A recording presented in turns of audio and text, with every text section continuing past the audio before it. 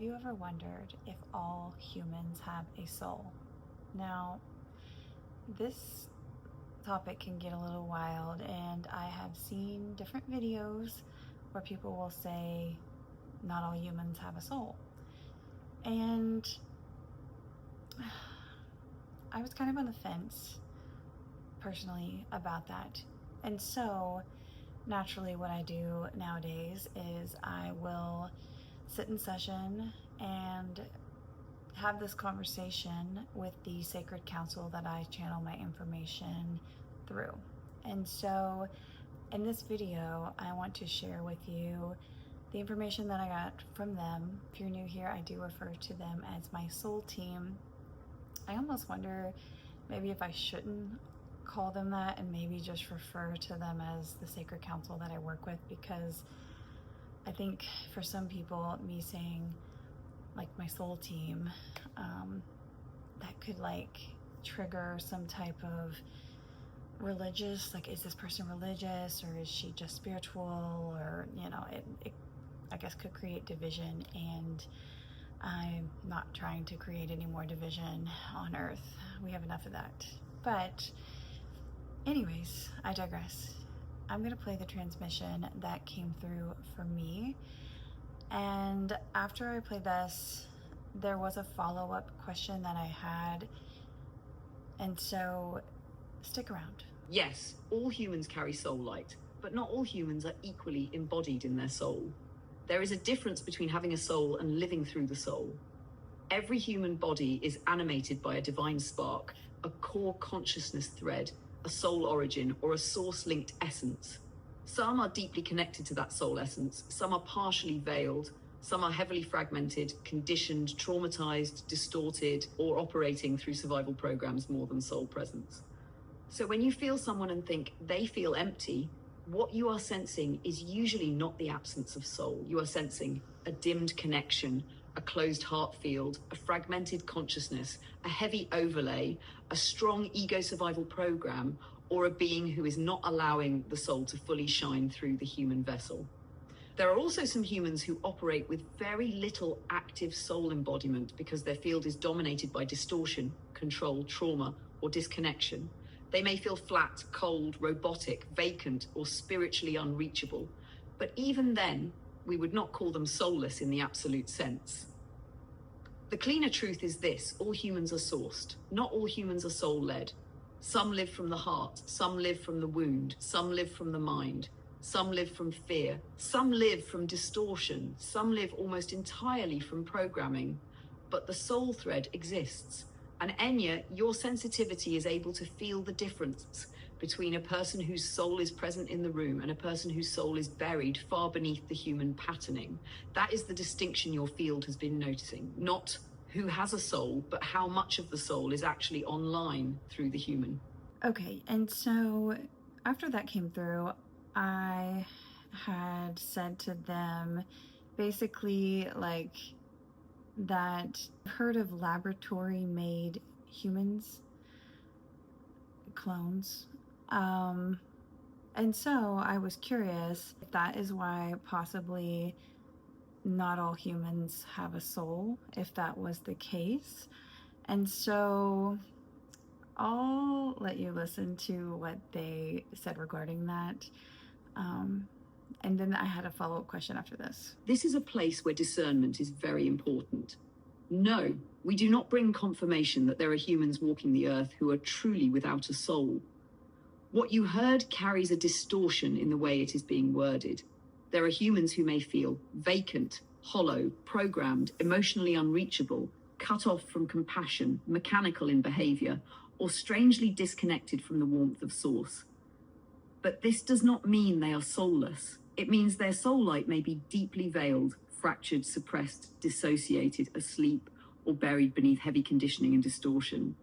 The phrase, "some people don't have a soul," can become dangerous in the human field because it can teach separation, superiority, fear, or dehumanization. That is not the frequency of highest love, light, and truth. The cleaner transmission is, some humans are not actively soul-led. Some humans are deeply disconnected from their soul essence.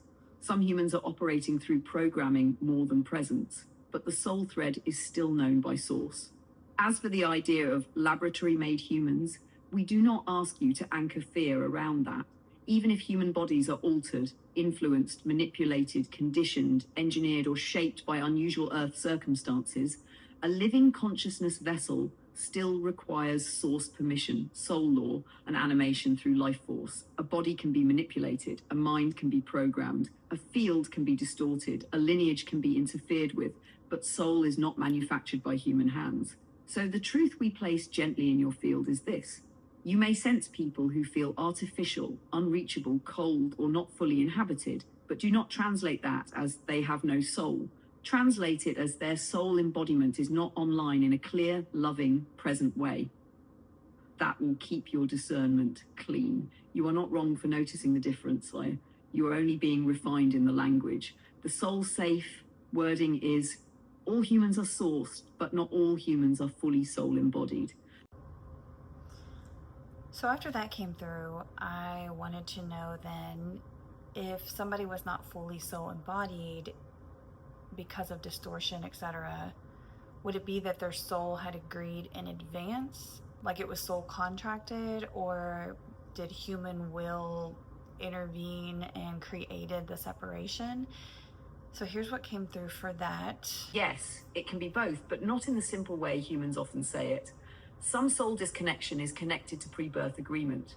Some is connected to human free will. Some is connected to family, lineage, trauma, collective distortion, environment, and repeated choices made while incarnated.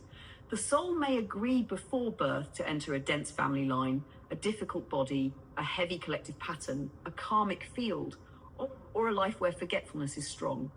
But the soul does not usually agree in the way humans imagine, like, I choose to become cruel, disconnected, or harmful. It is more like, I agree to enter a field where this distortion exists, and I will have the opportunity to either awaken through it or become further buried beneath it. That is the cleaner distinction. A soul may choose the terrain.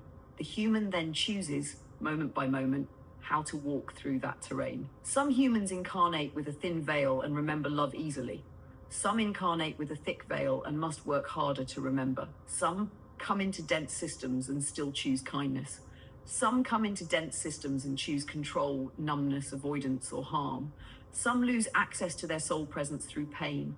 Some surrender so deeply to distortion that the soul becomes very dim in the human expression. So yes, there may be a soul contract entry point, but the separation is often strengthened or softened by human free will. We do not want you to place every dark expression under their soul agreed to it, because that can erase responsibility. And we do not want you to place every distortion under the human failed, because that can erase the complexity of incarnation. The truth is layered. The soul may choose the curriculum. The human chooses the participation. The field influences the pressure. Grace remains available the whole time. When someone is not fully soul-embodied, it does not always mean they are bad. Sometimes they are wounded, asleep, dissociated, programmed, or afraid of the very light that would heal them. But when someone repeatedly chooses harm, manipulation, cruelty, or domination, that is where free will becomes very important. The soul thread may still exist, but the human personality may be refusing alignment with it. So the clearest answer is, some separation is pre-birth terrain, some separation is human free will choice. Most is a weaving of both. And Aenya, your discernment does not need to judge the whole soul contract to know what is safe for your field. You do not need to decide, did their soul choose this? You may simply sense, this person is not currently soul present in a way that feels safe, coherent, or loving for me. That is enough. That last part right there. So let me know if this was resonating with you, or if not. If you have a different opinion, feel free to nicely leave that in the comments. And if you made it this far in the video, thank you for watching.